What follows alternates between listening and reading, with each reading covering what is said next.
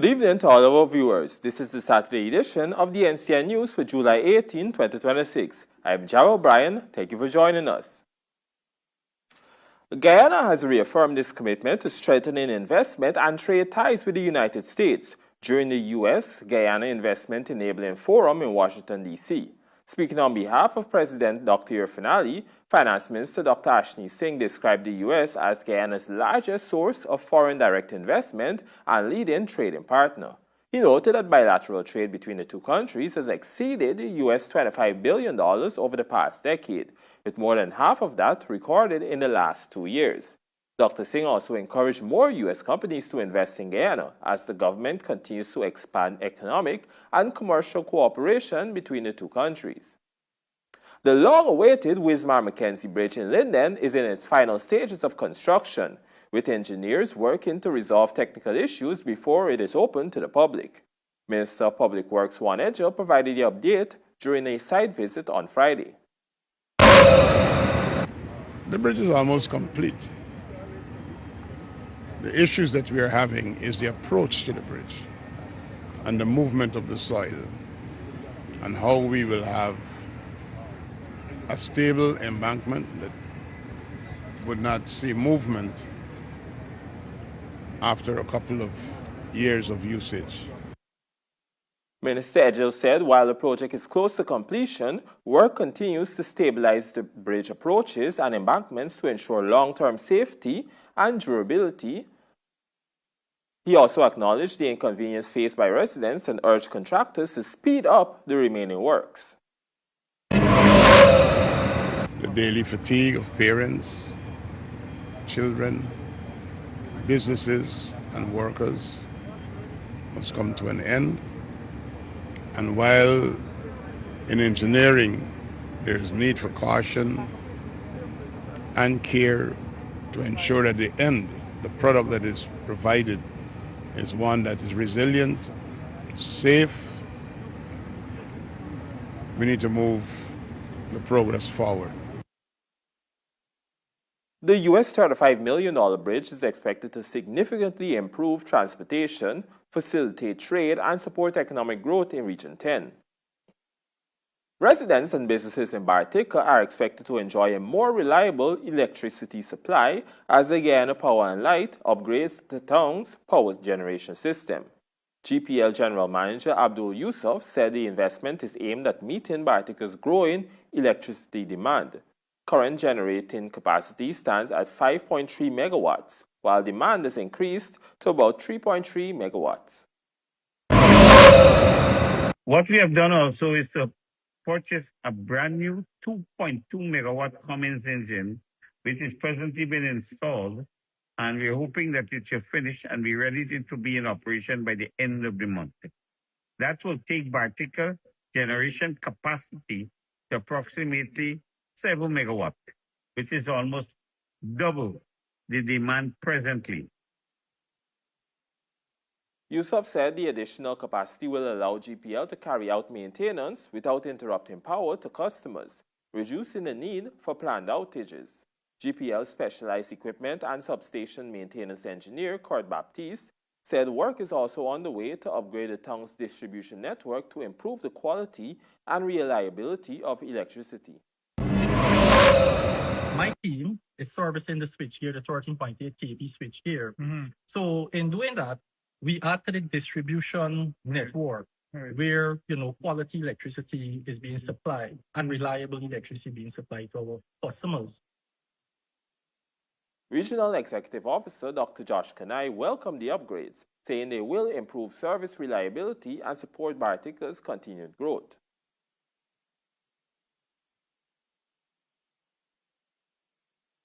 Minister of Agriculture Zulfikar Mustafa has rejected allegations made by businessman Azruddin Mohammed concerning his son's mining business, calling the claims false and unsupported by evidence. In a statement on Friday, Mustafa said his son's business operates independently and that all mining properties were acquired through the lawful procedures established by the relevant authorities.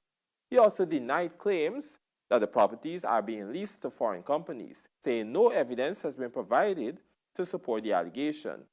The minister urged Mohammed to submit any evidence to the relevant authorities instead of making public accusations, and reaffirmed his confidence in the rule of law and Guyana's institutions. The Guyana Police Force is urging minibus drivers to obey traffic laws as part of its road safety awareness campaign.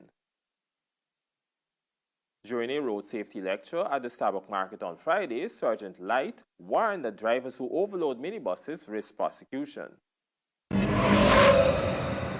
We observe a lot of minibus drivers are overloading the bus. The seating capacity for the minibus may be 14 seats, some are 15. Some drivers are taking it on their own and carrying more persons than the permitted number.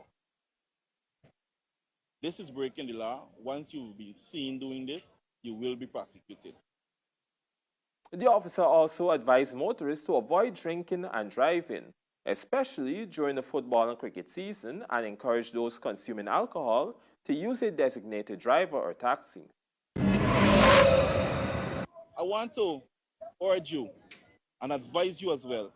Once you're doing this, once you're going to watch the games and so on, you're imbibing, ensure that you have a designated driver. If you don't have a designated driver, take a taxi.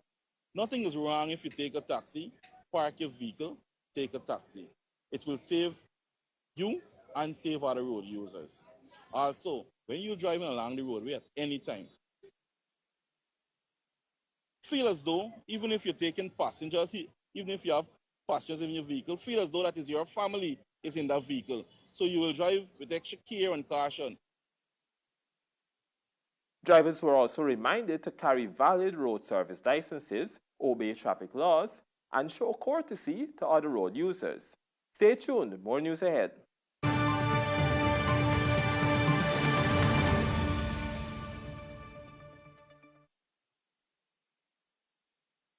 Join me, Ganesh Singh, on the National Communications Network for Disability and You, a program where we promote the rights of persons with disabilities, highlight their achievements and abilities, and discuss the issues that affect their independence and productivity.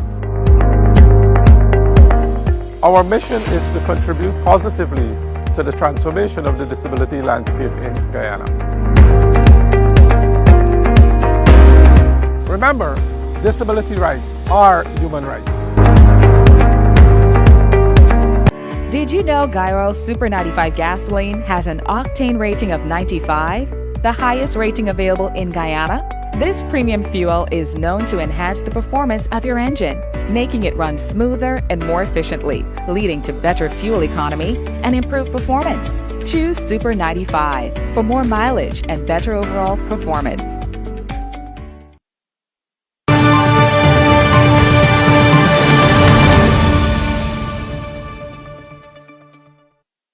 Welcome back. Tushaus and indigenous leaders from communities across Region 10 met on Friday to discuss key issues and priorities ahead of the National Tushaus Council Conference, which begins on Monday. The meeting brought together Public Works Minister Juan Edgil, Regional Executive Officer Dr. Gregory Harris, and representatives from several government agencies. National Tushaus Council representative and Tushau of Great Falls, Sydney Adcock, welcomed the progress being made in Amerindian communities, particularly in ICT and agriculture. In ITC hubs, across all these communities in region number 10, we could now communicate and share knowledge through the ICT communication hubs. When we look back at agriculture, we see agriculture is booming. National Tushaus Council is an important platform for indigenous leaders to raise issues affecting their villages, and he rejected suggestions that it is simply a forum for complaints. We don't see it like that. We see this as a mechanism and a forum that is afforded you to let your voice be heard on the behalf of the people that you represent, so that your village will have the kind of representation that it deserves. The minister also reaffirmed government's commitment to completing outstanding projects in riverine communities, including Berbice and Demerara Rivers, Rivers View, and Falmouth. As more than 250 Indigenous leaders prepare for the National Tushaus Council Conference on Monday, community leaders are pointing to major projects delivered through issues raised at previous conferences. Chairperson of the Circuitville Community Development Council, Melissa Munson, said the annual conference has helped secure key infrastructure for her community, including a multi-purpose building and improved road access. As I stand here, people used to see that we have meetings under a tent, and today I'm proudly standing at our multi-purpose building, which was done by the government and the LCD. As you can see, there's part of the entrance already have concrete road, and the glass factory road is almost finished right now. So soon it will be handed over, which I had put in at the Tushaus conference 2 years ago. My name is Ramesh Ramit. I'm the chairperson of Kairuni CDC. Right now I'm standing in front of the Kairuni school bus. This was a project that done in 2023, mainly for the purpose of assisting school children. Right across here we have a joinery shop.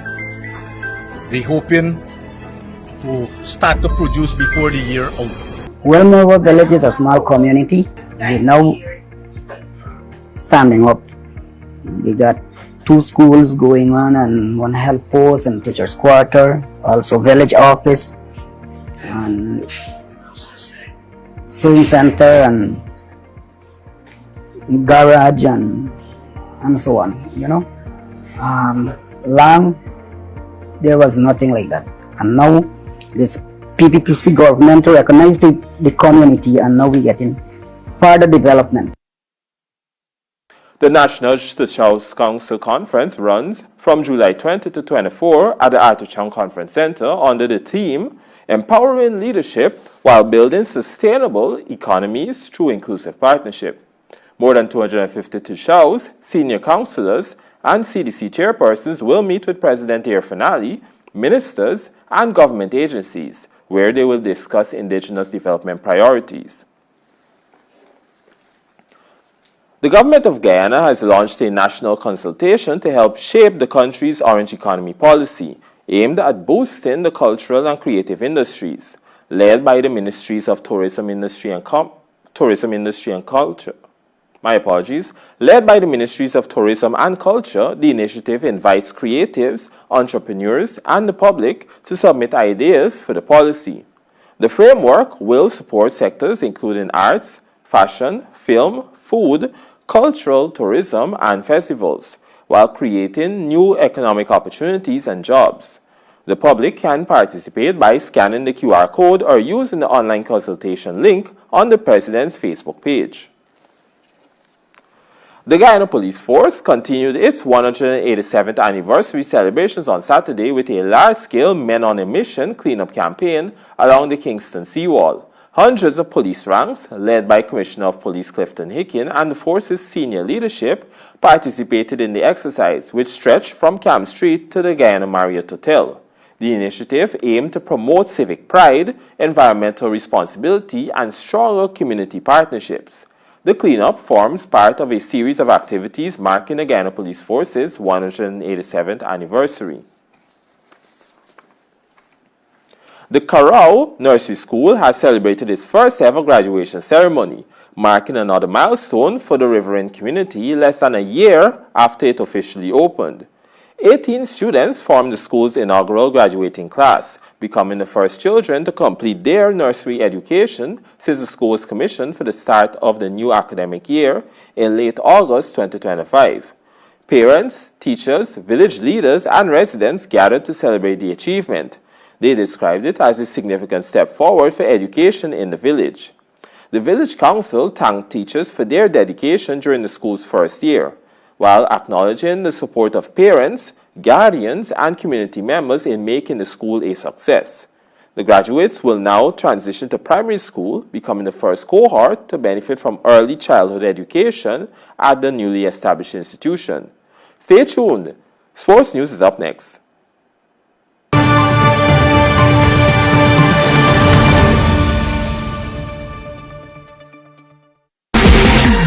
Everyone